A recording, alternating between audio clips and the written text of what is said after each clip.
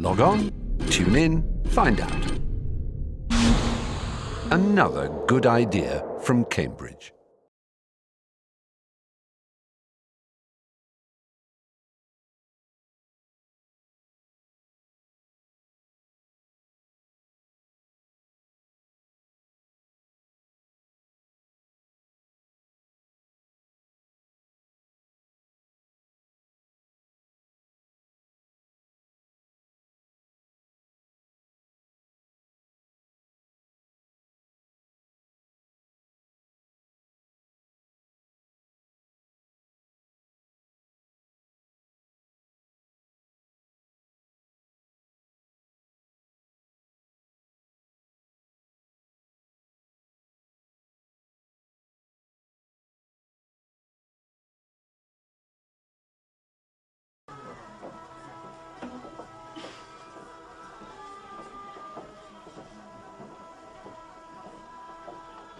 Your Royal Highness,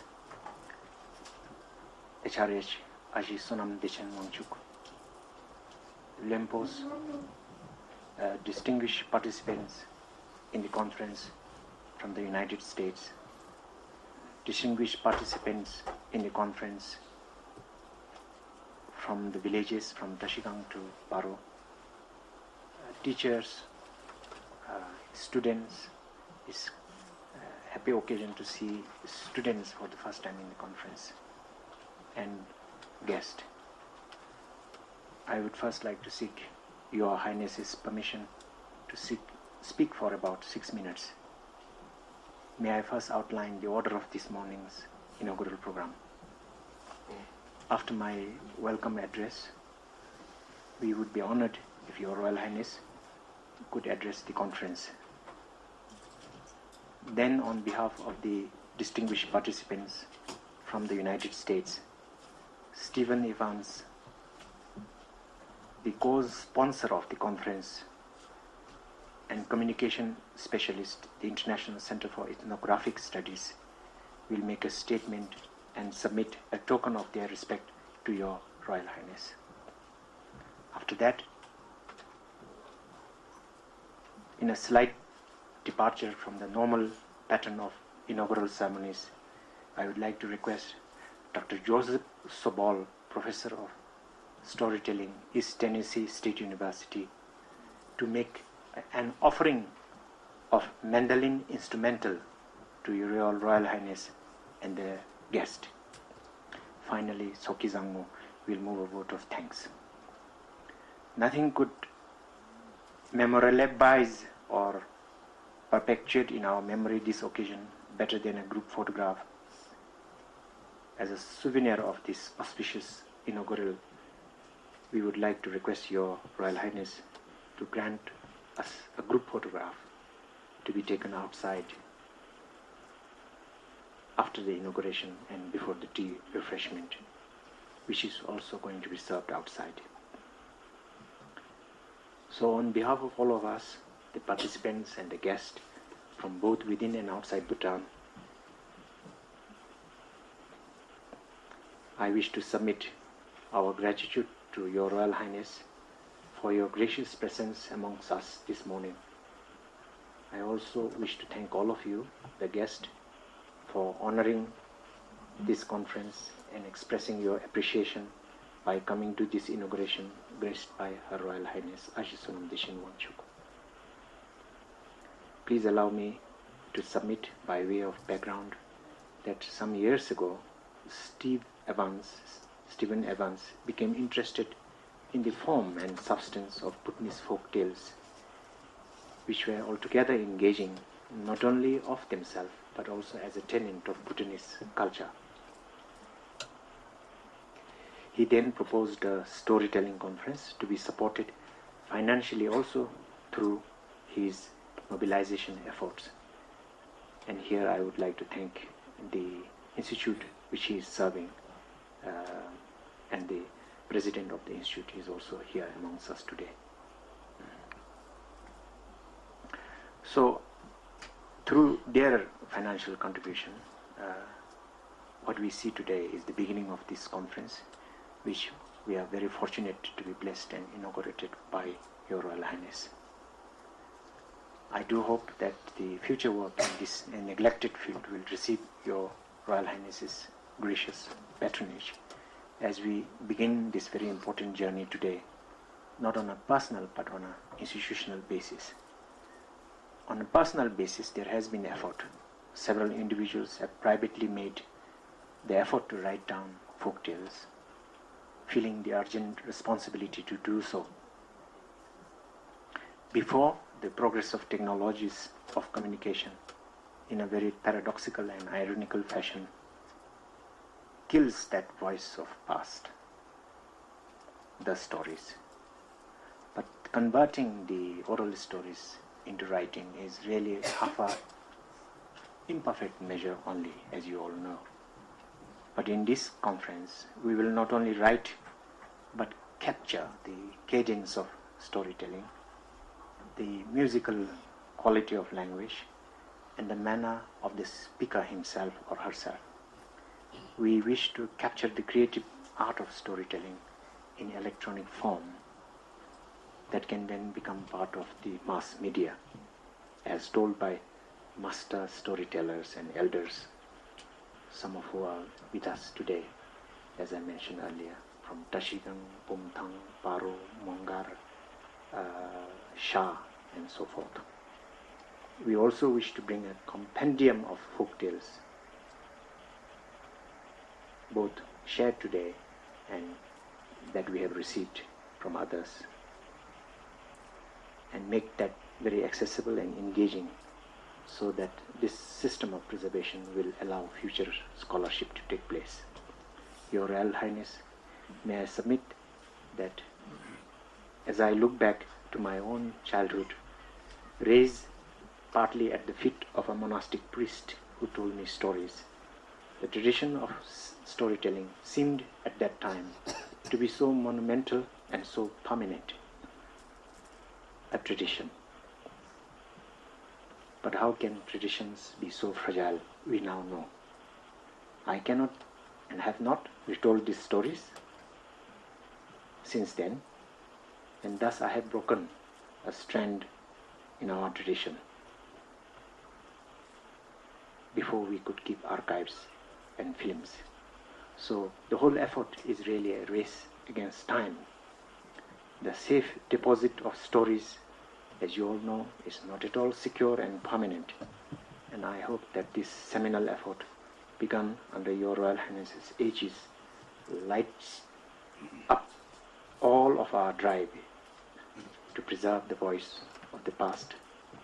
Once again, in conclusion, all of us here wish to thank Your Royal Highness for being with us and giving a very special meaning to this event. Thank you, Your Royal Highness.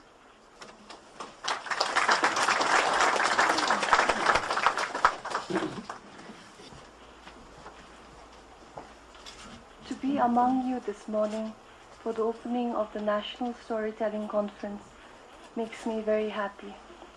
This wonderful initiative is truly commendable, and I would like to thank everyone involved in working towards recognizing, reviving, and promoting our rich oral traditions. As a child, growing up, my brothers, sisters, and I would sit in a circle as our grandmother would tell us exciting stories about adventure, travel, bravery, tact, and justice, undoubtedly intended to mold our moral values.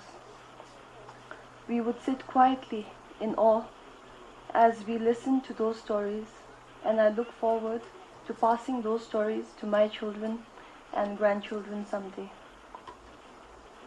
Storytelling is a special bond between elders and children, and a means of one generation passing on our tradition and culture and moral values to the next. Community storytelling reinforces these social bonds that connect individuals to their community through a shared experience of traditional knowledge and heritage. In this way, each member of the community possesses a piece of common knowledge that would enable a better understanding of the time and the society that they live in. For instance, satire and nuances of certain communities can be captured in stories that reflect the times. Another aspect of storytelling is its purpose of history. The author becomes the storyteller, and the facts become their truth. As stories are passed on from one generation to the other, they become unique to the storyteller, but at the same time, they share a common thread of the past. It is continuity at its most alive and its best. In today's society, it is a pity that one of the oldest and most powerful expressions of individual and cultural creativity, traditional storytelling, has been taken over by other means of mass media, such as television and the internet. Today, young children rarely sit around their grandparents and elders and listen to stories. In fact, in most urban areas, social relationships are often weakened by these new forms of media. With the rise of these new technological storytelling mediums, the cultural prominence of traditional storytelling as an art form is transforming. The need to make storytelling a widespread practice in our culture has many positive benefits. Oral history and culture found in songs, music, dance, loze and folk tales are an integral part of a unique Bhutanese culture and identity.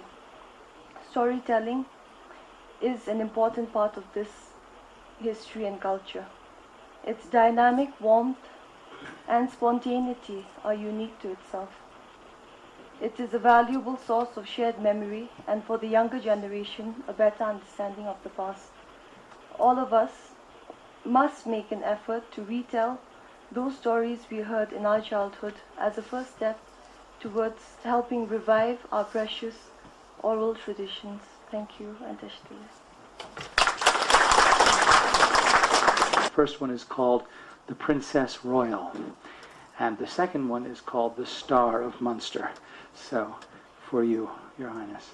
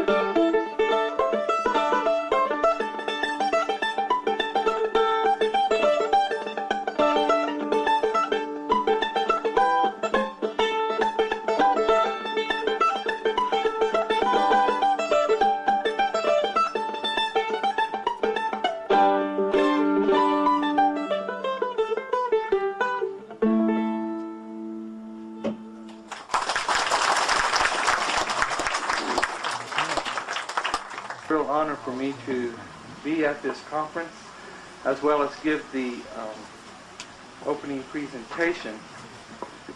Also, I get very nervous when doing public speaking, so please bear with me. I hope that several of you have received these two art prints that have been passed around. One is a painting of Memehelehele. On the back is the story of Memehelehele. The painting was actually commissioned and presented here in Bhutan last year to one of your distinguished citizens. The second one is the Four Harmonious Friends, and on the back is the story of the Four Harmonious Friends. I'll be referring to both of those stories in my talk this morning.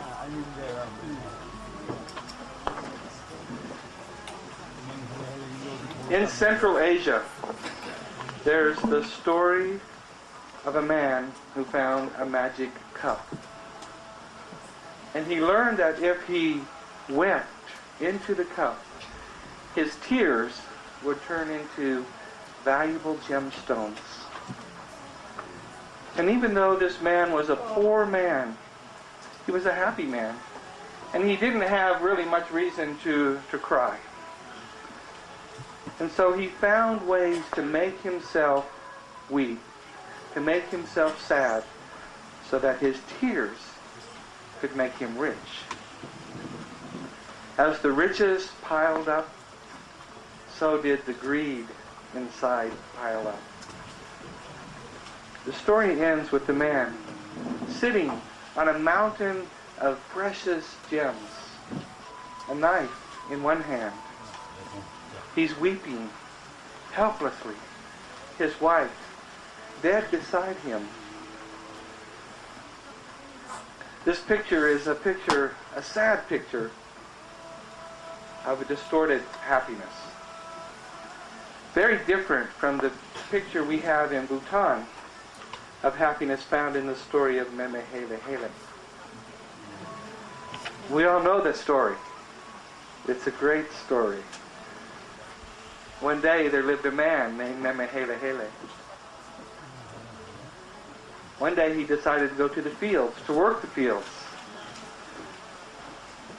He wanted to prepare them for planting.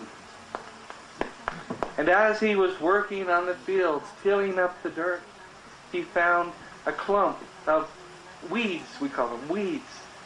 And he worked to pull up the weeds and they wouldn't come, and he pulled and they wouldn't come, and he pulled and they wouldn't come. And finally, they came out of the ground. And underneath was a turquoise. A beautiful turquoise. A big turquoise. A valuable turquoise. More valuable than any he had ever seen before. Well, Memehelehele thought, I'm now a rich man.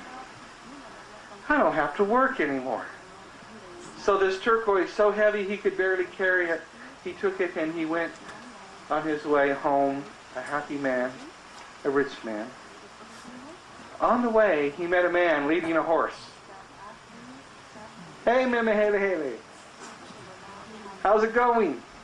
Oh, I went to my fields today to prepare them for planting, and I found this valuable turquoise, and now I'm a rich man. I don't have to work anymore. And then Memehelehele said, by the way, you wouldn't be interested in trading that horse for this turquoise, would you? Oh, Memehelehele, don't tease me. Don't tease me. That valuable turquoise is nothing compared to my old horse. Valuable turquoise, old horse, just decide, do you want to make the trade or not? Memehelehele said. Well, I sure do, the man said. So they traded. And the man walked away with this valuable turquoise, a very happy man. Memehelehele walked down the road with the horse, even a happier man. He's walking down the road. Sees a man with an ox or a cow. The man with the cow said, hey, Memehelehele, how's it going? Oh, I'm a very happy man, Memehelehele said. I went to my fields today to prepare them for planting, and I found a valuable turquoise. And I traded this valuable turquoise for this horse. By the way, you wouldn't be interested in trading that ox for this horse, would you? Well, I sure would, said the man with the ox, and so they traded, and the man walked down the road with the horse, a very happy man. And then Haley walked down the road with the ox, even a happier man. Well, he traded the ox for a sheep. He traded the sheep for a goat. And finally, as he was walking down the road, he traded the goat for a rooster. On his way home, carrying the rooster, he hears a song. Oh, it's a beautiful song. In fact, it's the most beautiful song he'd ever heard. It was so beautiful it brought tears to his eyes, made his heart so happy. And he's thinking, this song, just hearing it makes me so happy. If I could sing it, how happy would I be? He sees the man. He said, would you teach me that song? I'll give you this rooster if you teach me that song. And so the man says, sure. He teaches Meme Haley the song. Meme Haley gives him the rooster. And Meme Haley walks down the road singing the song, the happiest, most successful businessman in the whole world. I can hear Meme Haley now, walking down the road, singing, in my heart there's a song that I sing all day long. I'm happy, I'm happy, I'm happy. You know, that story is not the national folk tale. But maybe it should be, I don't know. But research shows that indeed, Bhutan is a happy nation. A happy nation, a healthy nation when it comes to its values, when it comes to personal values, when it comes to national values. To date, 9 countries in the world have conducted national values assessments. Bhutan is one of those 9 countries. The national values assessments are prepared by various organizations, various agencies, in cooperation with a research center called the Barrett Value Center. Bhutan's study was done in cooperation with the Center for Bhutan Studies, East Tennessee State University, the Brimstone Award for Applied Storytelling, of course my organization, the International Center for Ethnographic Studies. The results were released in January 2009. And they can be seen in the current issue, I believe, in the current issue of the Journal for Bhutan Studies, if you're interested in that report. But the survey confirms that Bhutan is indeed a healthy nation, a happy nation as far as morals and values are concerned. In fact, indications are for Bhutan that Bhutan may be, in terms of national and personal values, Bhutan may be the healthiest in the world. One of the elements measured in the National Values Assessment is that called entropy. Now, when I first heard that word, I had to go look it up because I didn't know what it meant. Entropy. Entropy are those distinguishing factors in a culture that may lead to dysfunction in a system, dysfunction in a culture. Bhutan's entropy, as far as its value system is concerned, is 4%. 4%. The other 8 countries are like this. Denmark is 21%. Sweden is 31%. Canada is 32%. The United Kingdom is 43%. The United States is 53%. Latvia, 54%. Iceland, 54%. And Argentina, 60%. So Bhutan's 4% entropy reflects that Bhutan truly is, by means of scientific research and studying the values and value systems individually and nationally, Bhutan is a healthy and a happy nation. The assessment measures values in 3 areas. The personal values of the citizens of Bhutan, how the citizens of Bhutan see the value system of their country, and what the citizens of Bhutan would like for the values to be of their country. And the survey showed that the people of Bhutan demonstrate support for one another, encouragement for one another. They have a focus on enriching knowledge and understanding. The people of Bhutan have a positive outlook on life.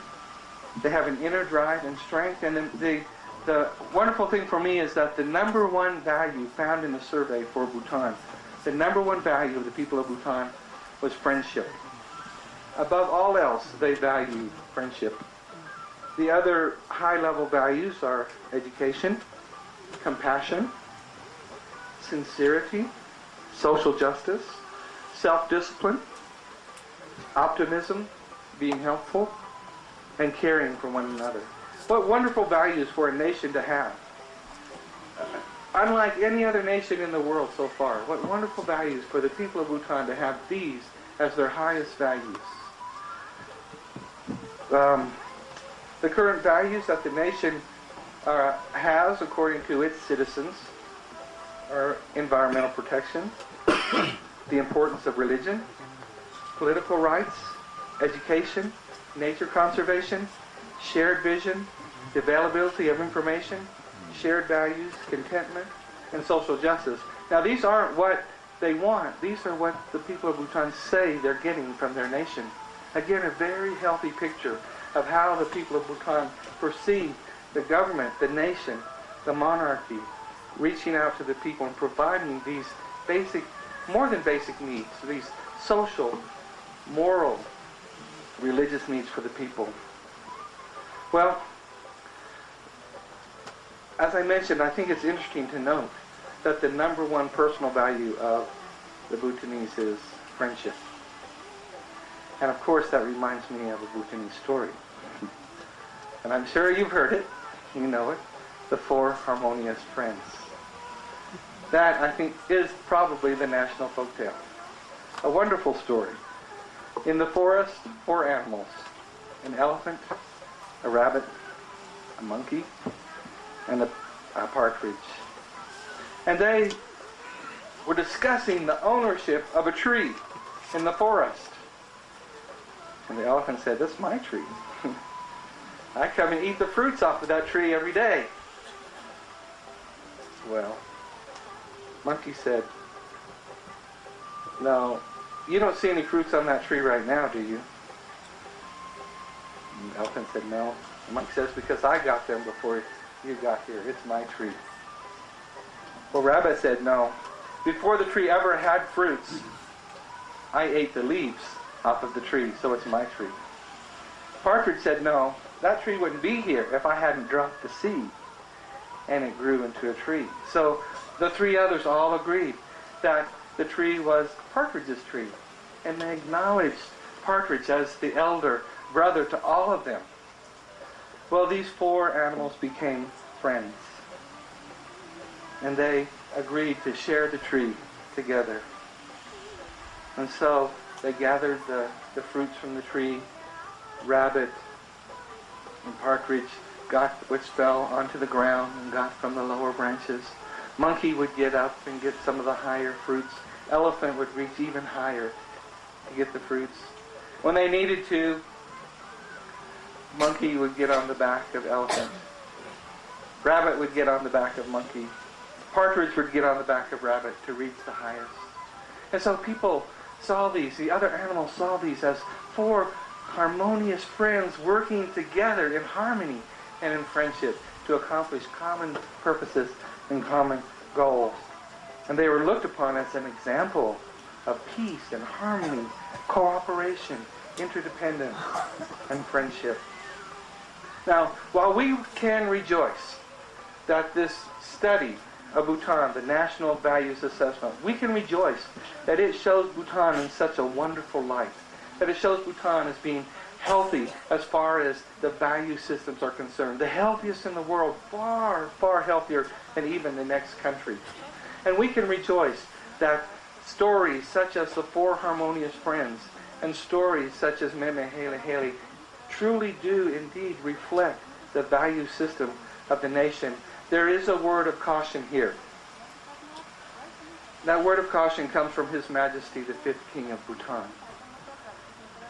In his coronation address, not too long ago in November, he shared some words for the citizens of this country. And if you would allow me, I would like to repeat the words of His Majesty, the 5th King.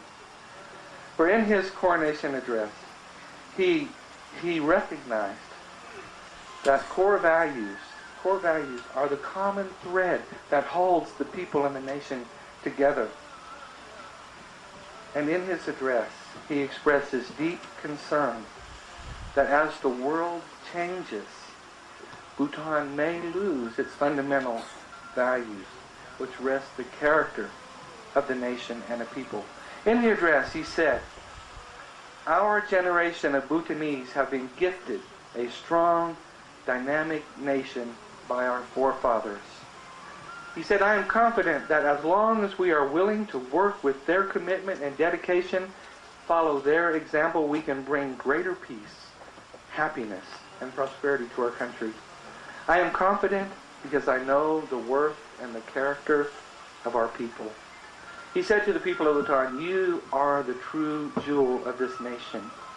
As citizens of a spiritual land, you treasure the qualities of good human beings: honesty, kindness, integrity, unity, respect for culture and traditions, love for country and for God." And then he said, "Throughout our history, our parents have upheld these values and placed the common good above self. But then he said, my deepest concern is that as the world changes, we may lose these fundamental values on which rest our character of the nation and the people. It is critical that we as Bhutanese recognize the character of our people, irrespective of how far we look back and how far into the future we look. The Bhutan we see is vastly different, unrecognizable when compared to the Bhutan of the first king.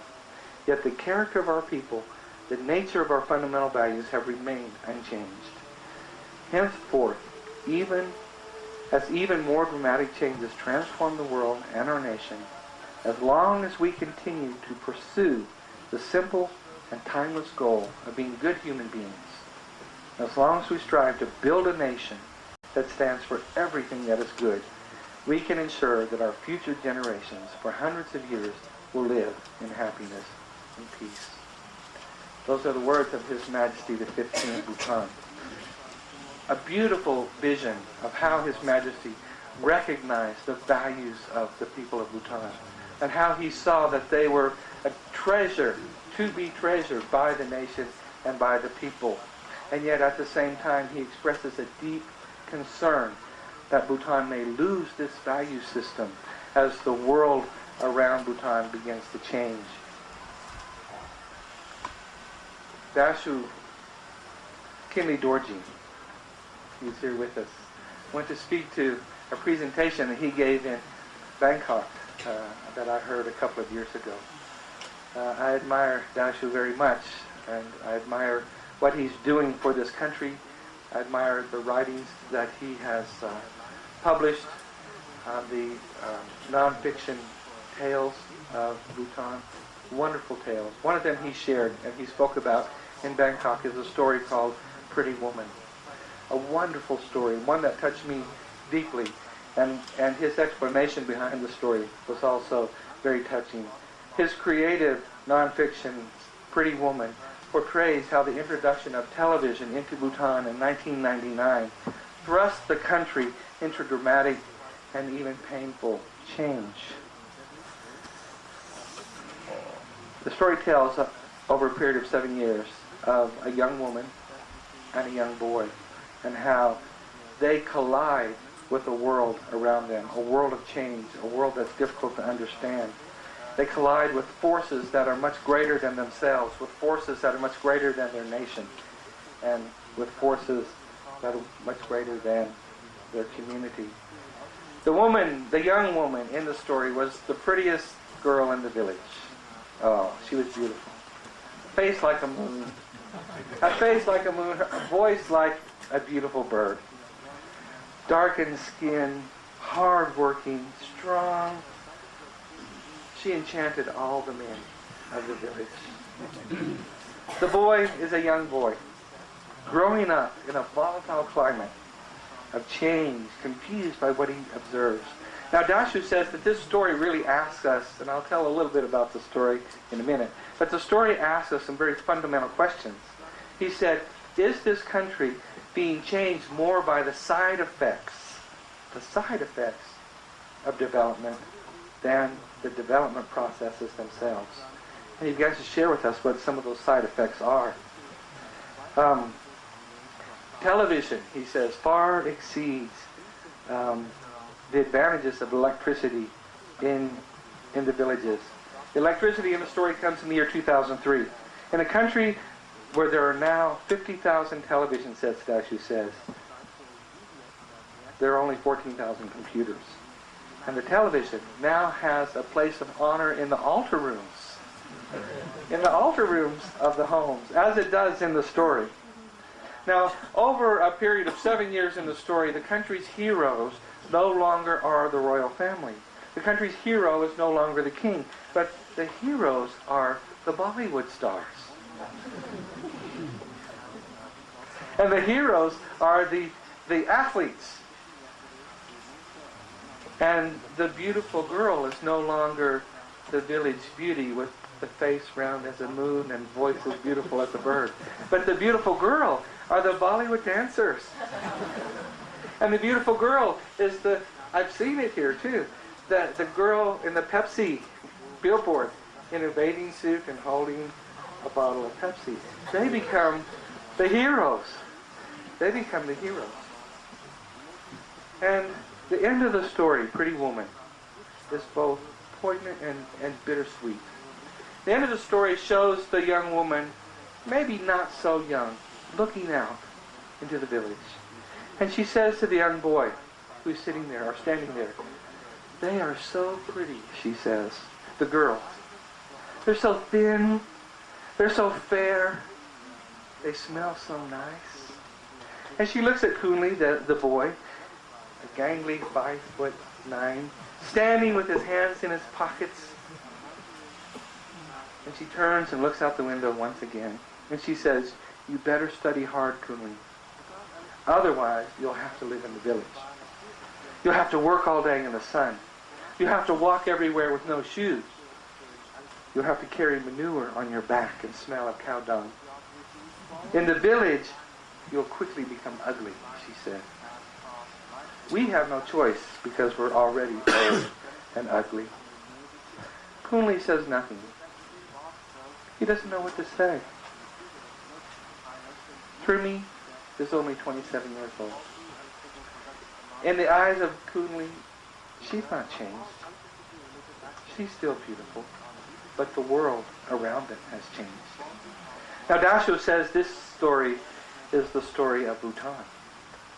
It's the story of Bhutan. And I think he may be right, but the change of a rural society is documented through the eyes of these two. And it shows change happening from a current generation to the next generation. And he says there are no subtleties in this story because the story is not subtle. The message that comes through the two pairs of eyes is the impact of globalization, and there's an urgent need to put on the brakes, he says, before it's too late. One of the things I like, what Dashu challenged us in Bangkok, was that there's the need for stories to address this issue of a loss of identity, a loss of character as a community, as an individual, as a nation. And the stories need to put this as a platform before the people. These stories need to be written like this story of Pretty Woman. They need to be written. They need to be told. They need to be passed on. And what a wonderful collection of stories he has put together, including the story Pretty Woman. Others agree with Dashu's assessment of the importance of values preservation and values transmission. I read an article by Tashi Wangchuck. Wangchuck, is that right? Yeah. Enduring Social Sustainability. But Tashi says, there's a need to provide a sense of continuity amidst change, and that's so true. In addition, since culture and tradition values form the bedrock of Bhutanese national identity, it's important for Bhutanese to ensure that its cultures and values are not undermined. It is now more necessary than ever to ensure the intergenerational transmission of values. Otherwise, modernization may destroy the very spiritual and cultural fabric that has enabled the Bhutanese society to live in harmony. So, what can be done? What can we do about this? One author of a book called Storytelling, Faith, Imagination and Faith says, every nation, every people, every community has stories and myths that preserve the tradition that gives them their identity. When a nation is in trouble, it turns to its stories to seek identity. When the nation is in trouble, it returns to the traditional stories to look for direction, to look for healing, to regain a sense of what made it great in the past and what will nurture it into the future. I like what he said here. A person without a story is a person with amnesia. A country without a story has ceased to exist. A humanity without a story has lost its soul. Another author who has written a book called If This Is Your Land, Where Are Your Stories, tells about a group of indigenous people of Canada. The indigenous people of Canada had a section of land in that large country. The government wanted to take the land away from them, turn it into government land. They met with the indigenous leaders to discuss this acquisition of traditional land turning over to the government.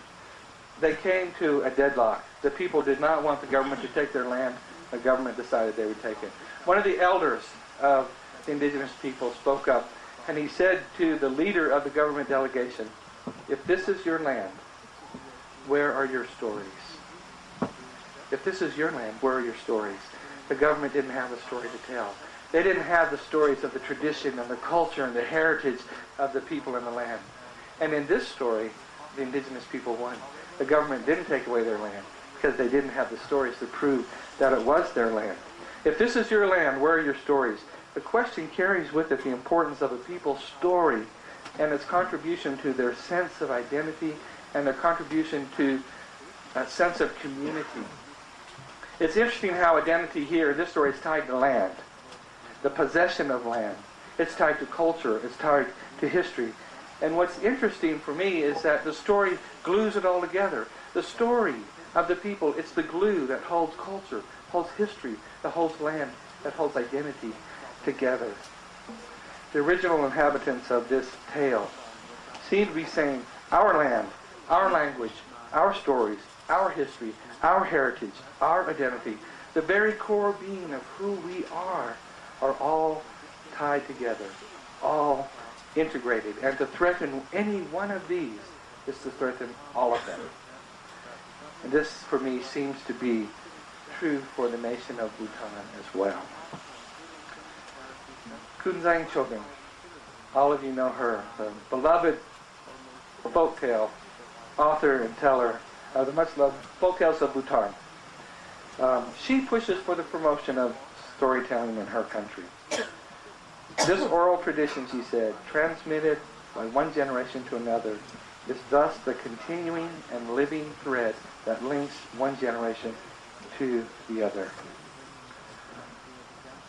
As I realized the importance of the stories as a link to who I am and where I come from, she said, I also realized how important they will be to my children. It's interesting sitting with Her Majesty during the coffee break, how she said that she looked forward to passing the stories that she learned on to future generations of her family. But Kunzang Chogyam said, the stories will be of some value to the lives of children to link up with their cultural base, so in knowing their base, they may better understand and appreciate their own lives. Another person whom I admire very much, he's also present in the room, has done a lot of studies in Bhutanese folklore, is Dorji Pinjori, senior researcher at the Center for Bhutan Studies. has written a lot in the area of folklore in Bhutan, and as with Dashu, I consider him a mentor, though he may not know it, but a mentor for me in Bhutanese folklore. He has also written and said some wonderful things about the expression of folktales and the relation to morals and values. Stories express moral or practical wisdom, he said, and provide an insight into the adult world for children. It's common for village elders to quote from some well-known folk tale to pass on the values to a child. Listening to folk tales momentarily transports the audience to a different world. Later reflection connects the folktale world to the real world, a world that they would soon face as adults, children would soon face as adults. I'm reminded of another story. This is a story called Strength. It's a favorite story of mine. It's a story that turns from delight to disaster. It's endearing, it's sobering, it's thought-provoking. The story of Strength. One day, Elephant has the idea to have a competition to see who is the strongest. So Monkey ties a tree into a knot. That's strength, they said. That's strength. Well, Deer runs 5 kilometers and then 5 kilometers back. That's strength, they said. That's strength. Tiger mightily claws the ground. That's strength, they said. Yeah, that's strength. Antelope plows the fields with its horns. Strength, they all cheered. That's strength. Elephant went to a tree, put his head against a tree, knocked the tree down. Strength, strength, they said. That's strength. Well, then it was man's turn. Man comes and he twirls around and he dances and he does somersaults, and they said, that's not strength. He climbs a tree and he picks the fruits and he throws the fruits down, and they said, that's not strength. He takes a gun and he kills Elephant. And he yells, strength, strength, that's strength. Wasn't that strength? Strength. He looks around. There are no animals there. He's by himself. Strength, he yells. Man was alone. In the forest, the other animals gathered. They said to one another, did you see that? What was that? Was that strength? No, and I said, that wasn't strength. That was death. Yes, that was death, they said. Well, since that day, animal won't walk with man in the forest. When man enters the forest, he must walk alone. The animals still talk of man, that creature, man. He's the one who can't tell the difference between strength and death. What a wonderful story, I think. A story that reflects the truth, I think, that stories have the ability to penetrate the heart. Stories have the ability to speak a language that we as humans can understand. They don't speak in propositional terms. They don't speak in factual knowledge. They don't speak of principles. And in reality, the heart doesn't respond to propositional knowledge and facts and figures and principles. The heart responds to beauty and art and nature and mystery and joy and love and happiness. The heart responds to story. The language of the heart is story. The language of the heart is story. Our souls speak not in the facts of mathematics. Our souls don't speak in the propositions of systematic theology. Our souls don't speak in propositional analysis. Our souls speak through the images and the emotions of stories. Our souls respond to the images and emotions of stories. Our heart responds to the images and emotions of story.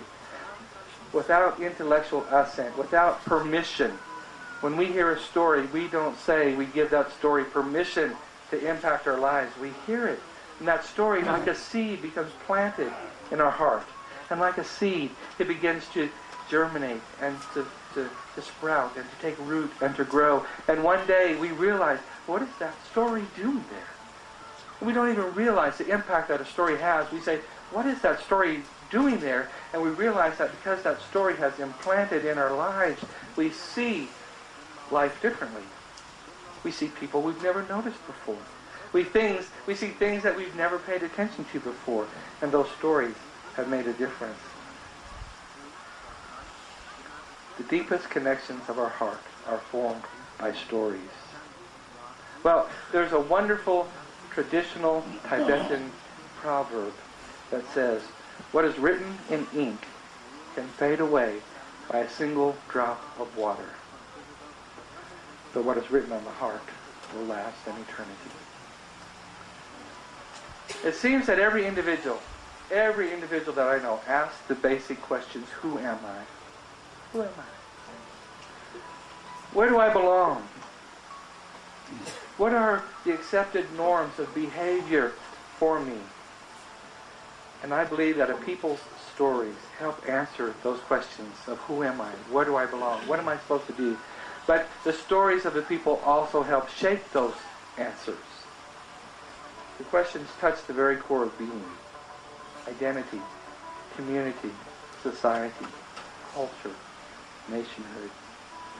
Now, colleagues of mine, anthropologists and sociologists and ethnographers, and cultural researchers, all that whole world of academia agree that to investigate the idea of self, to investigate the idea of identity, whether personal or cultural or national, we've got to investigate the stories.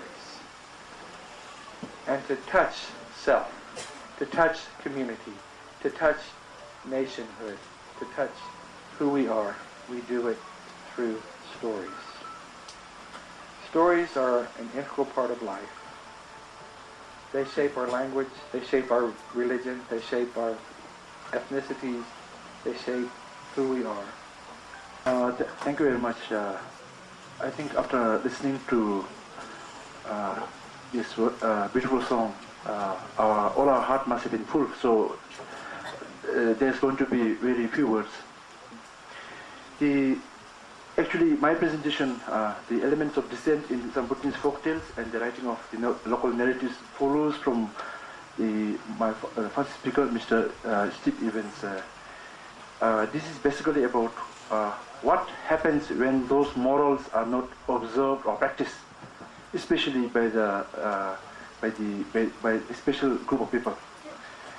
And this was actually I have actually written in Australia when I was studying, and then once I'm here, I never had a chance to complete it because, as you must have known, the folk tale, writing of folk tales or compilation of folk tales, folklore, whatever it might be, is not so important unless some individuals come up and then take it as their private initiative or their private interest. And this is this applies to me. I've never found time to write about folk tales officially, but these are something which I take it as a personal interest whenever I have free time. I'm basically my presentation has been arranged in the following manner. I'll first talk about the premise, some assumptions about this paper, then the classification of the social groups into two, big people and small people, then what are the elements of descent we find across some Bhutanese folktales, the context in which these folktales had been composed, and why did they compose, and what are the functions they served. And then I want to discuss one Bhutanese folktale as a case study, the Lazy Boy and the King, and then relate the study of Bhutanese folktales containing the element of descent into a subaltern literature, which is a discipline in South Asian universities, and then how such studies contribute to the construction of local narratives. Now, these are some of the premise in which this paper has been written, and I'm sure some of us here will think that I make some overclaims here, and this is the same point I have, I have thought, and this is the challenge I'm going to take over the last few years, and I think in about 2 or 3 years' time I will have some clear empirical proof of what I try to make here. The first premise is that I think when you listen to my presentation here, you have to keep these things in mind, that folk tales reflect social, economic, and political time milieu of a particular time and place. So this has to be kept in, because without this, I think it will be very difficult to follow what some of the points here. And the second one is the folk tales originated from the Gone people. And there's one theory by German folklorist Hans Naumann, who says that the folklore originated from the intelligentsia, the high people, and then it slowly trickles down to the peasantry or the farmers. And this is my paper basically argues against this theory. And in some of the folk tales, there are some elements of dissent. The characters coming from the small people, like farmers, rebelling or not really agreeing with the higher people. Characters coming from high people, such as the lamas, the rulers, the big the merchant or rich neighbors, and then you also see that people asking for kidu, farmers facing hardship, and then they actually not agreeing with the system. And folk tale here, the definition I have used is all Bhutanese tales which actually begins with Gangpo and Dingpo, which is equivalent to long, long ago or once upon a time. So these are some of the tales I have chosen for my analysis. I think it's very important to understand the two classification of people, the big people and the small people. In the conventional general understanding, it means the elite are the big people and the common people are the small people. So big people, we even now in our national, in our discourse, everyday discourse, you always say mi bom and mi chungko, big people and small people. So the big people are mi bom with that coercive state power, who have political, social, religious, cultural powers. They enjoy these powers, and then they actually impose these powers on the small people. So they are the ruling elites, the nobilities in Buddhist context. And then we have one group of people. Second group is small people, michunku. They are without power. Anyway, they actually doesn't agree with the power, coercive power exercised by the big people. So they contest the power. And these are our poor, humble, what we call humble farmers, common people.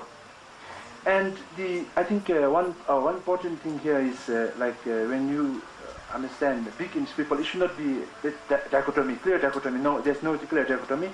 Big people are not, they are not necessarily king or ruler, but they have a range of socioeconomic, religious, and economic groups who are above small people. Like, for example, husband and wife. So wife is small people, husband is big people. So they should be understood in that way, because when it comes to relations, the social relations, gets enacted in that dichotomy. So what are the element of dissent? How do you know that there are elements of dissent in the folk tales? Like, I think we have to first important thing here is we have to study themes, because the themes validates the big small people's idea of the world, and then you have to study the types of character in the folk tales and the plot and the endings and the motives. These are some of the characteristics of folk tales which, when you study the folk tales for element of dissent, you have to look at those characteristics.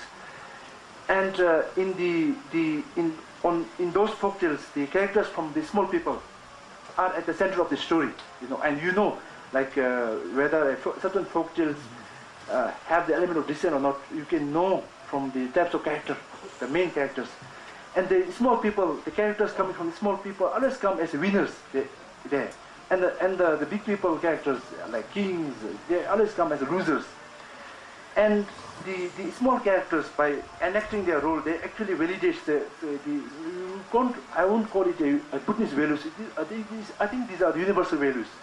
So they actually validate and then they confirm that these are the values to be observed by the big people, because big people are big because they are associated with certain values, and they have to embody and practice those values. And if they don't, then that very reason moves the plot. And then they rectify the wrongdoings of the big people, their rulers especially. And their endings or the plot or the themes actually reflect the small people's idea of how world should be. The world is, the society around them is not equal. So they wanted it to be equal. And some of the tales goes to the extent of overturning, so nothing short of a revolution, overturning the social status quo, and then the poor farmer's son becomes a king, and the king becomes sort of a servant. So these are some of the things the common people have in mind when they actually compose the folk tales. And the premise I said, explained in the beginning is that the small common people are the authors of some of the folk tales. And when you I think you have to place these stories in the proper historical and social context.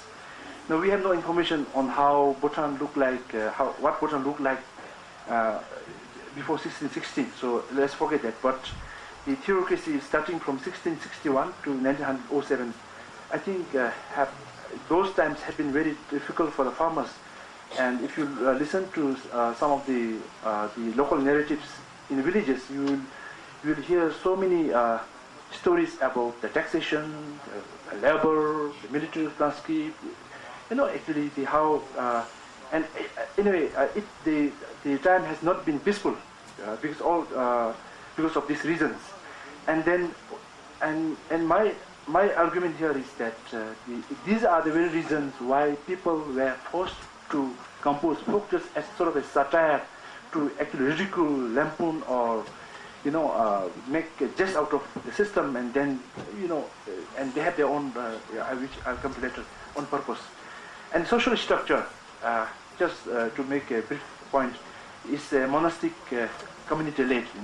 The whole state bureaucracy was dominated by the Buddhism, and the Buddhist monks, the Buddhist clergy, had a monopoly over art, the government, and culture, and they forcefully, one way or other, they always determine the common people's values, the culture, their beliefs, and then these non-Buddhist, so-called non-Buddhist values, the values which don't have their root in Buddhist values, such as oral culture, rituals, beliefs, proverbs, were virtually not heard.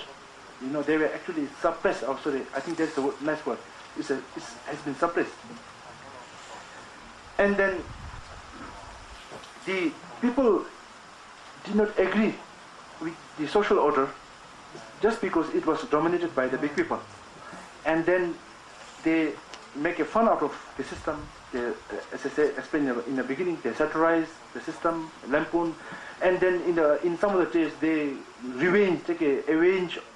Because so much of injustice had been done by the system, and so what they do is, through the plot of the stories and how the stories end, they somehow in the end they take revenge. And their descent, their composition, the way they compose folk tales is how they romanticize. In their fantasy, they try to escape the harsh realities of the social environment, and then they paint a clear picture of the ideal world, and then the folktale museum actually provide them with a medium to escape, to escape from the repression and the exploitation of the society at the village level, at the national level, the district level. So there are the different levels in which the big people exercise their power over the small people, and then what the poor people did was they tried to resist those exploitation, to system. Physically, I'll narrate one story towards the end, and then as a second alternative, they compose these folk tales. And out of many functions, what function did the composition and the narration of these the folk tales contain a descending voice have? Is because the very composition and narration by the descending generation to the ascending generation of the small people, through this process, I think this brought about so many changes in the children, and in the children as well as adults, because these are, and the plot was devised in such a way that children were made to keep away from those values which were not actually associated with the big people. For example, big people, if you take for example village lama, he should be compassionate, he should be helpful, he should be doing helping people fulfill their spiritual needs. But then if the lama engage himself in business, if they were not compassionate towards their fellow citizen, and then these are the sort of the characters they satirize, they wanted to criticize. And then in the story, by listening to these stories, the children were kept out of those values. They were warned that if you practice those values, embody those values, then it's not going to work. And then the big people were listening to these tales coming from the common people. I think it definitely had some impact, because if they don't, these are some of the consequences they are going to face. And then I will narrate, not explain one story I compiled from. I think this is from my village. It's about a lazy boy and a king. Once there lived I think he was very, very lazy. Like he even refused to cook.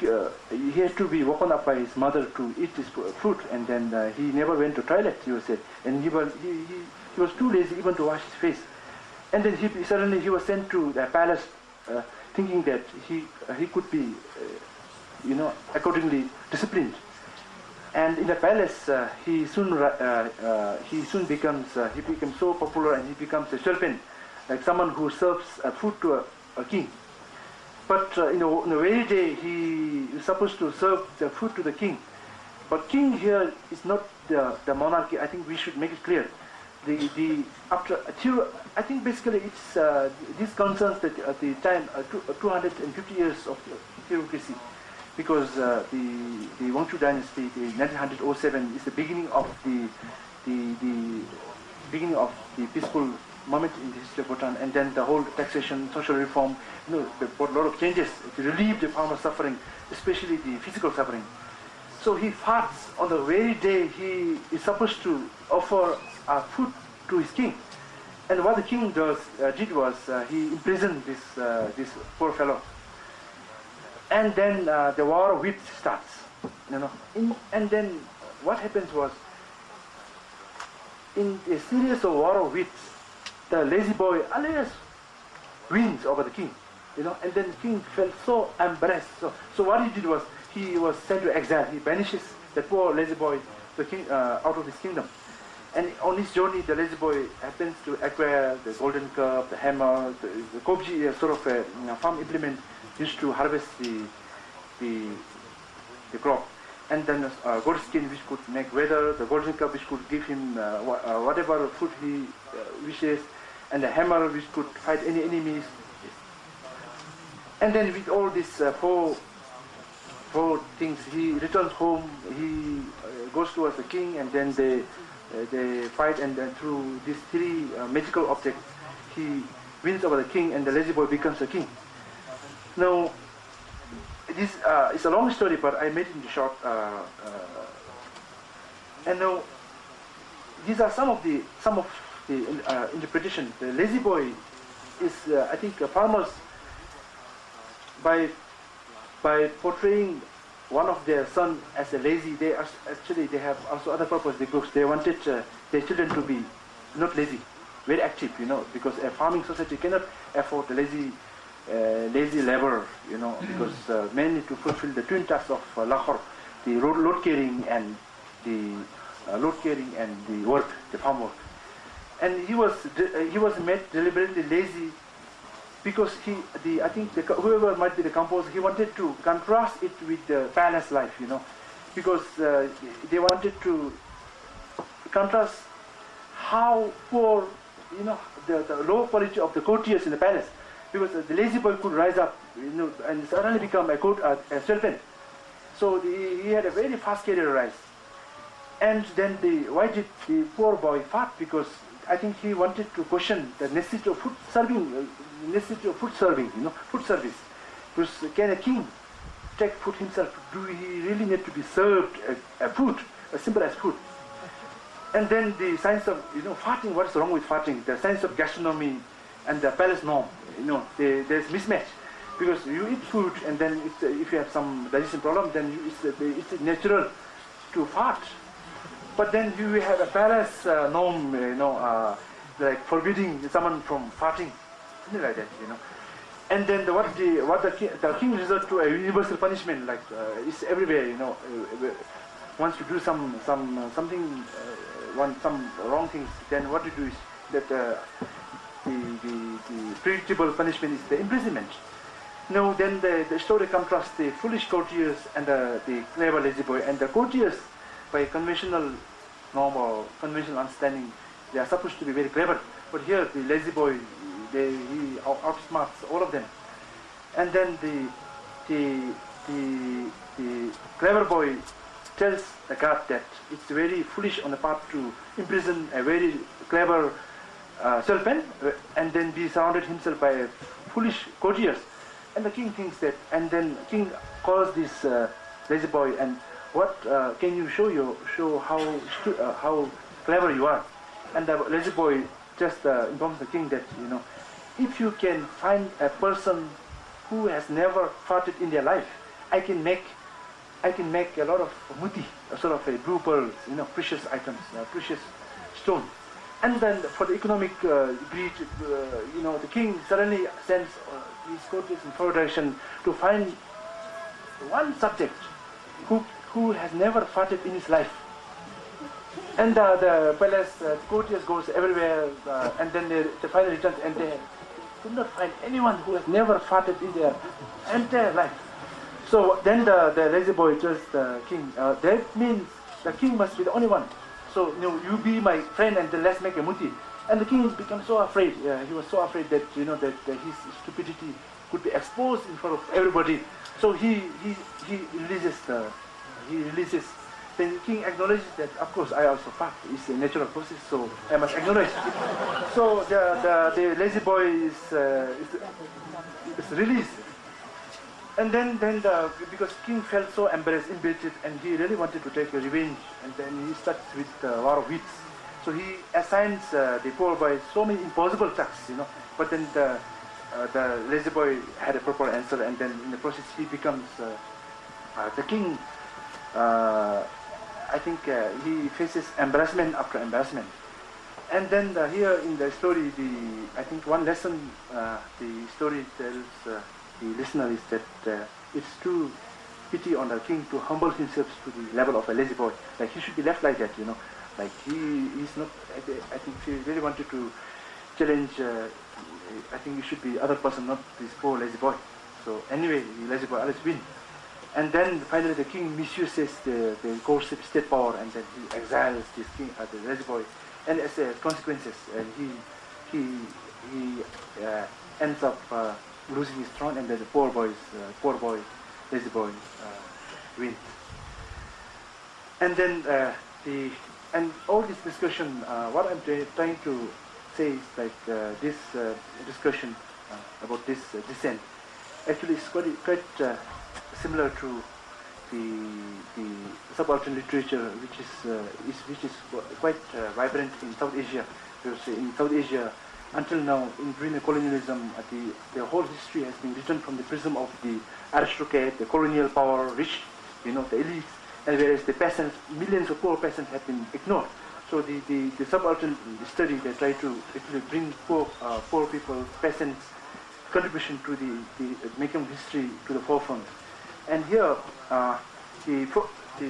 some of the selected folktales actually provide a clues to how the social relations, the social system had been very unequal and exploitative, especially in the rural areas. And then these stories throws a lot of light on how the dominant and control of state power and the authority, which were actually the system made by the big people. And then the farmers' resistance to this, these small people's resistance to this use of power, state power. And it is, as I said in the beginning, is the expression of the alternative social order.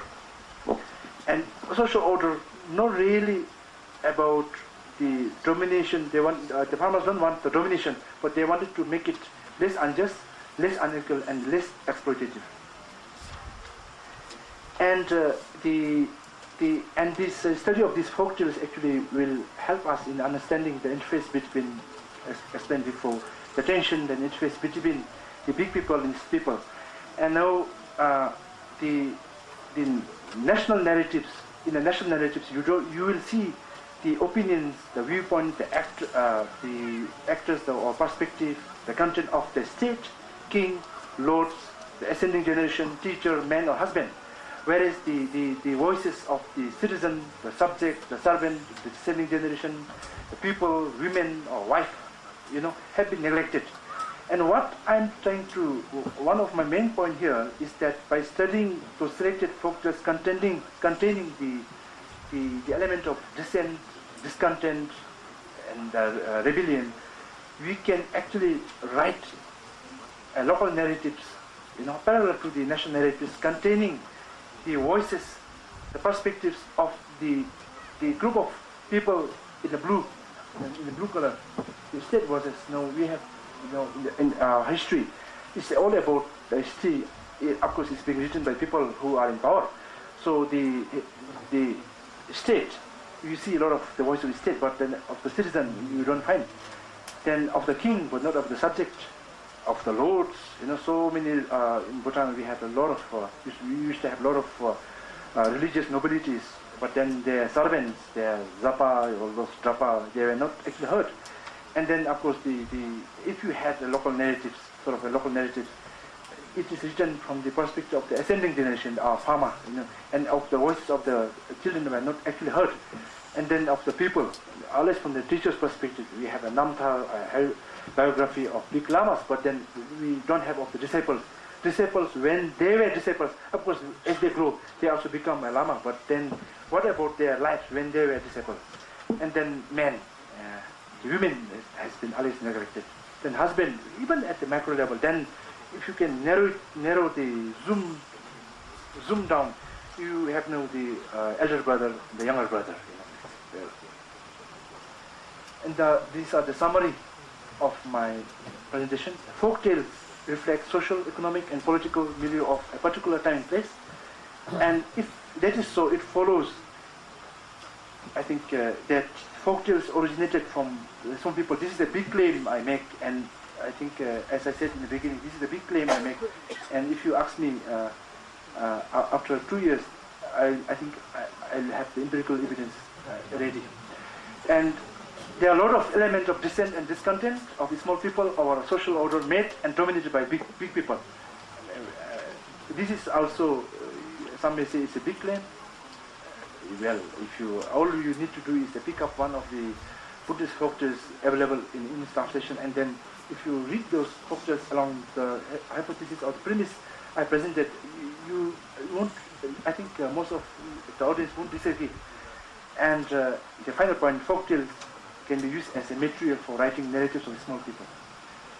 So this is my brief presentation. So I welcome.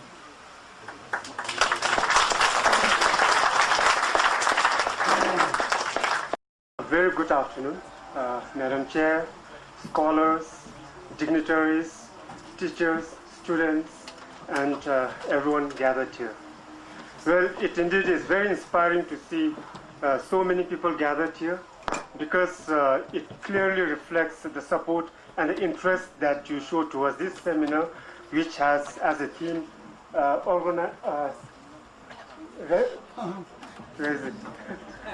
recognizing and reviving oral traditions. So this is very inspiring. And now to really go into what I am supposed to do, I would like to begin by recounting a bit about my childhood days. I come from a village, and every winter vacation with my grandparents, I used to go to the pasture land, and I used to listen them tell interesting stories. And it was through their stories that they told me that I could really get a lot of values and many interesting things about the society in which I was born. So, but now what is actually happening is that we see that this tradition of folktale narration is steadily fading, and it is very appropriate that CBS has come up with this seminar. Even in the school curriculum, as a teacher, I remember teaching Alice in Wonderland and not Buddhist folk tales.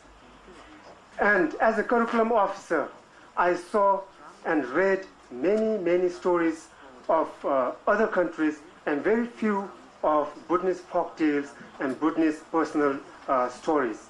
But now, very interestingly, with the curriculum reform, it is heartening to know that the curriculum is now incorporating folktales of Bhutan as well as personal stories written by Buddhist authors. Coming to the media, storytelling sessions are almost absent, and it would need a lot of effort from all these stakeholders like Ministry of Education, media, research centers, and all the Buddhists to bring back and to revive the storytelling session, which is a very important ingredient of Buddhist life. Now, the plan of my presentation, first of all, the title of my paper is Ritualizing Story, A Way to Heal Malady. And the plan of my presentation is, first of all, I would briefly talk about the rules of folktales, and then I would introduce the ritual and the content of the ritual, read the story, and briefly give a comparative look at the ritual and storytelling, and then conclude and give a concluding remark. Now, first of all, when you talk about the rituals, not rituals, storytelling, most of us, when you talk about the role of storytelling, we directly relate to entertainment, transmission of knowledge, bridging the generation gap. So these are some of the common things that come to our mind. But this paper of mine would like to go a step ahead and then tell that storytelling is more than entertainment and transmission of knowledge and values, but it is also used as a healing process in the villages. And I would demonstrate that and illustrate that through a ritual that I had observed. Now, first of all, let me briefly talk about the rules of storytelling that have been briefly touched upon by the two scholars in the morning. First of all, it is entertainment. As a boy, I'm sure many of us here had the same experiences. For us in the villages, the first purpose of listening to stories was entertainment. Tucked away in the remote villages and devoid of modern entertainment gadgets, one of the entertainments in the villages was storytelling. And even today, if you go to the faraway villages, we still have people telling stories and entertaining their children. So this is one of the reasons. And next one is transmission of knowledge. Coming to the transmission of knowledge, through the stories we learn, we get a lot of knowledge. For example, through the stories, without having gone to Tibet, we know that in the north we have Tibet and in south we have India. Without having seen an ocean, many Buddhists would describe ocean as a large expanse or large body of water, tame jamso, that endless or boundless water. So all this kind of knowledges we get through storytelling. And bridging the generation gap is another important role of folktale or storytelling. Because now with globalization and development, we see that the younger generation, they actually do not know many of the things that our parents knew. So slowly our society actually is cracking down. But a process which can help cement back this gap or bridge the gap between the older and the younger generation is story. For example, when you talk about sachadosum, that is the fine or mannerism or the fine ways of presenting oneself, and these kind of knowledges we get through folktale or storytelling. For example, we have a story called the lame boy, the poor boy and the lame monkey. And in this story, it is a lame boy who actually teaches this poor boy how to present himself in a very grand and eloquent manner, how to behave in a very dignified manner. So through this story, what we actually know is that in the Buddhist society, we have fine ways of carrying oneself, and it is through the stories that we do. And it's just one example. And of course, there are many similar themes that talk about the Buddhist values. And these values, actually, through the storytelling, can bridge the gap between the older and the younger generation. Another important role is building the community and giving identity to the community. For example, through storytelling, in a particular community, in the morning, the two scholars had also touched on that, the way that the story is interpreted by a particular society by itself is a way of relating themselves or creating an identity for themselves. Now, in the village where I conducted this research, I have seen that they worship a local deity called Radha. And there is a story that talks about how Radha, or this local deity, had come to Bhutan and how this local deity becomes or is worshipped or is elevated to that level from a monk. And his journey to the village called Khodaka in Onifurong region, the story is very interesting. And through the story, when Radha is coming to Khodaka, the man who actually invited him to that village, on the way, lots of conversation and talk happens between the two.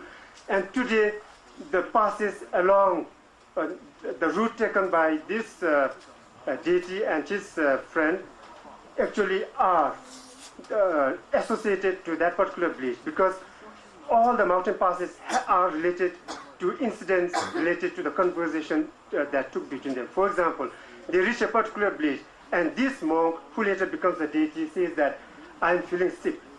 And then the man who accompanied him said, "Well, if you are feeling sick, we don't have a name for this place, and we are going to name it Narimu." That means the sick or the ill mountain. And they proceed further, and a little later, this monk again says, "I'm feeling very lethargic."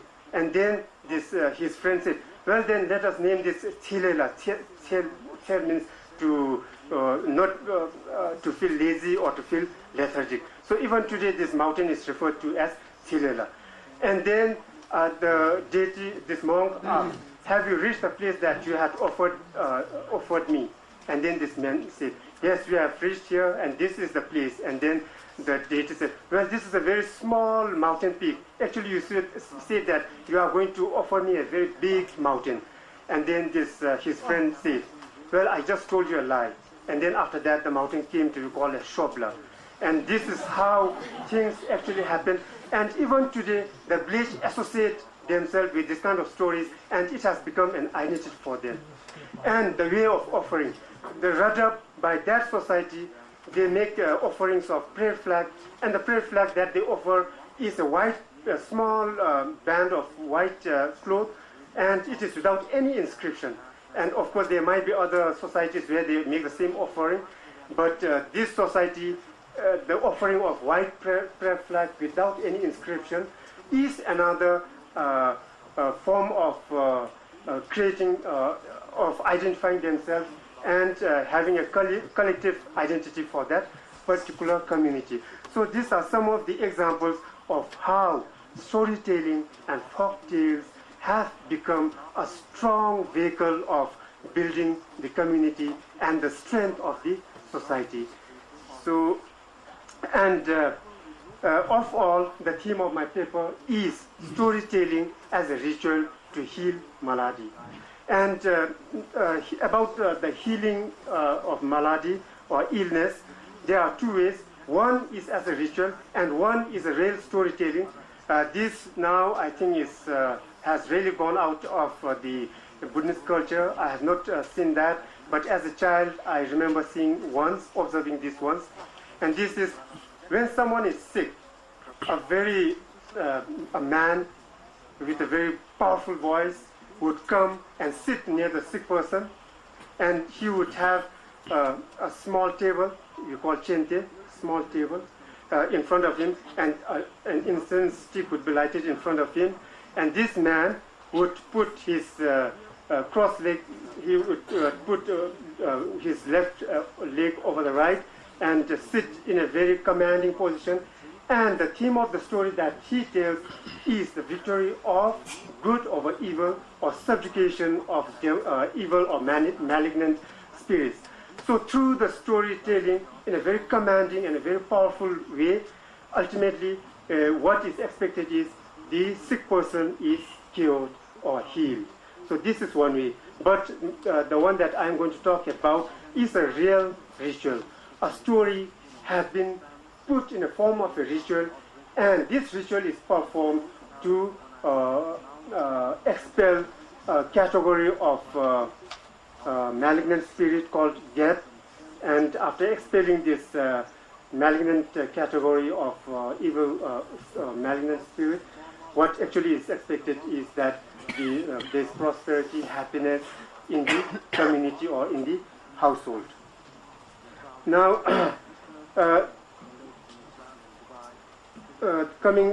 now I'll go on to talk about the ritual. The name of the ritual is called Gelpo Chuni.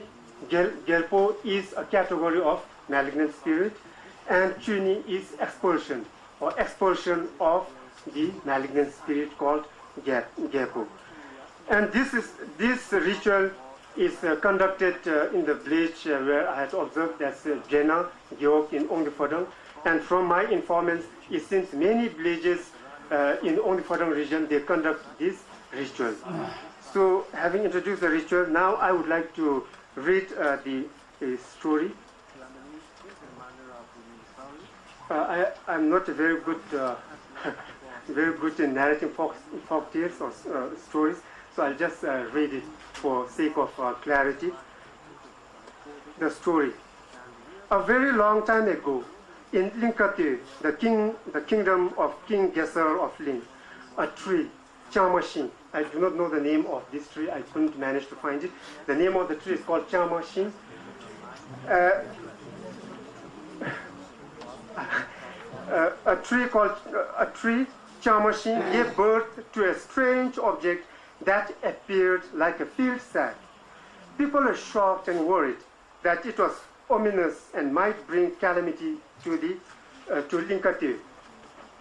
However, to the surprise of his subjects, King Gesar of Ling opened the sack and found a baby boy inside. The king decided to bring him up. He was named Changshin Gepo.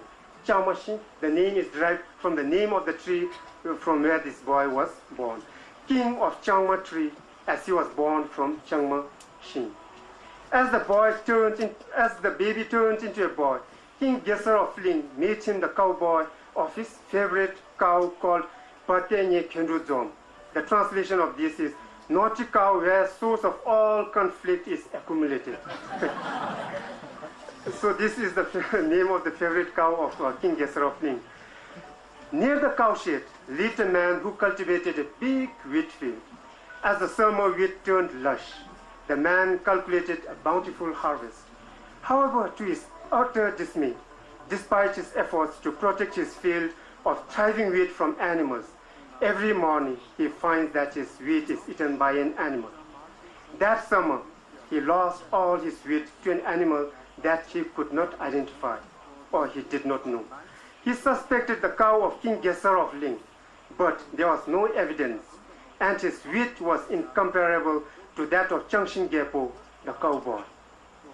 Another season came for cultivating wheat, and the man, like others in the blade, did his part.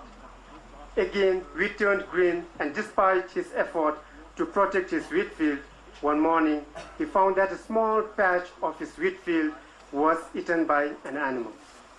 He tried to trace the footprints, but could not find one. He kept close guard of the cow of Changshin Gelpo, but to no avail. Who could have eaten the lush wheat? It, of course, was Patenge Kendruzong, the cow of Changshin Gelpo.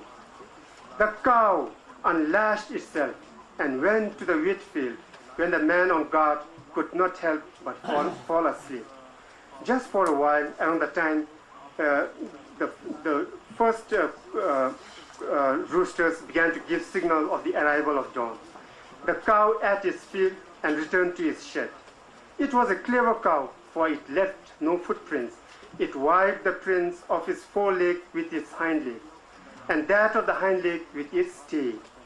The man could tolerate no more, so he kept a trap of poisoned arrow. As usual, the cow came to graze in the wheat field, and it was hit by the poisoned arrow. The cow died in the field. The culprit is caught, and the neighbor demands for compensation. However, Changshin Gelpo demands that the skin of the cow be removed and a small chunk of meat be offered to the guardian deities. The man agreed, and after removing the hide, Changshin Gelpo cuts a small chunk of meat and threw it as offering. 2 crows came by, but instead of eating the chunk of meat, they fight. 2 dogs came by, and they also fought. 2 boys came by, and they fought. The mothers of the 2 boys joined the fight, the husbands, the local leaders, and ultimately everyone joined in the fight. Finally, the news of the unrest and the conflict that was happening in his kingdom reached the ears of King Gesar of Ling. The wise king consulted the best astrologer to diagnose the cause of the conflict and the associated prescription. The cause of all the conflict was Changshin Gelpo, who intentionally did not look after the cow. The recommendation was to chase away Changshin Gelpo beyond the frontiers of Linkati, kingdom of King Gesar of Ling, if peace was to be restored. Thus, a ritual was performed as advised by the astrologer, and Changshin Gelpo was chased away, crossing many rivers and lakes. All the misfortunes and causes of conflict and sickness of Linkati were also sent with him. Peace and happiness was once again restored in the kingdom of King Gesar of Ling. So this is the story of Changshin Gelpo. And now, what is actually interesting to note is, this is the story, and when you look at the content of the ritual, is that it is exactly the same.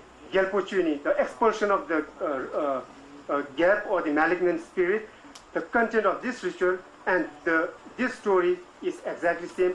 The only difference is that this is a narrative form, whereas in the ritual it is explained in a very, very poetic form. So now let me briefly talk about the ritual. In this ritual, what actually happens, it is a very simple ritual which does not require much preparation.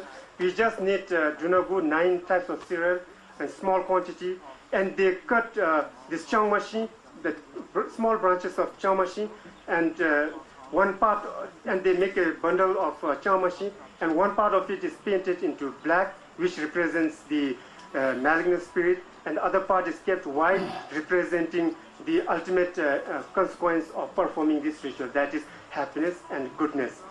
Now, an effigy of Changshin Gelpo is prepared, and a butter lamp is lit, and then a po or a medium performs this ritual, and during the course of the ritual, King Gesar of Ling is invited and invoked. After invocation, the Changshin Gyalpo is slowly chased away, and before chasing away Changshin Gyalpo, the po or the medium narrates this story in a poetic form, and slowly and steadily Changshin Gyalpo is scheduled to leave the house, starting right from the rooftop. Rooftop is identified as the residence of the flag deity, and the attic to store the straw for the cattle in winter.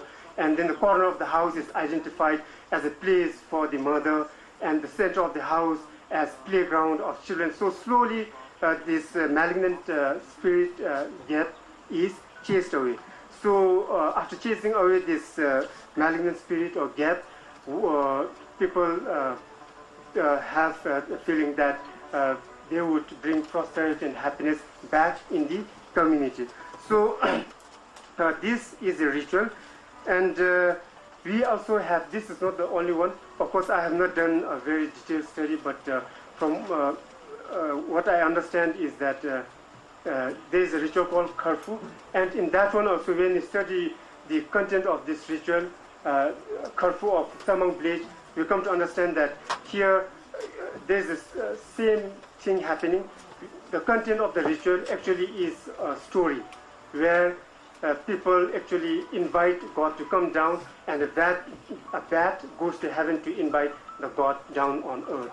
And similarly, Thabe ritual in Ondupadang region, here we have 13 invocations of the God, and in this 13 invocation, what we actually notice is that this